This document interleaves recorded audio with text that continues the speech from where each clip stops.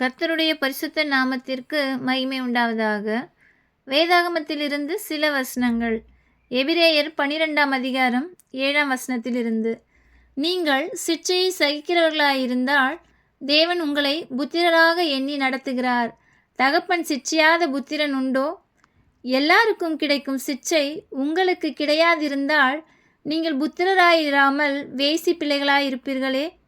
நம்முடைய சரீரத்தின் தகப்பன்மார்கள் நம்மை சிட்சிக்கும் போது அவர்களுக்கு நாம் அஞ்சி நடந்திருக்க, நாம் பிழைக்கத்தக்கதாக ஆவிகளின் பிதாவுக்கு வெகு அதிகமாய் அடங்கி நடக்க வேண்டுமல்லவா?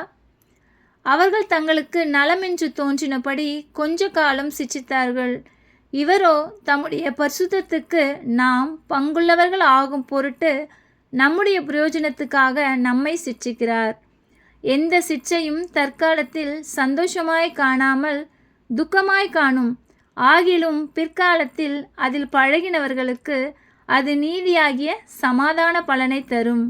நெகிழ்ந்த கைகளையும் தளர்ந்த முழங்கால்களையும் நீங்கள் திரும்ப நிமிர்த்தி, முடமாயிருக்கிறது பிசகி போகாமல் சொஸ்தமாகும்படிக்கு உங்கள் பாதங்களுக்கு வழிகளை செவைப்படுத்துங்கள்.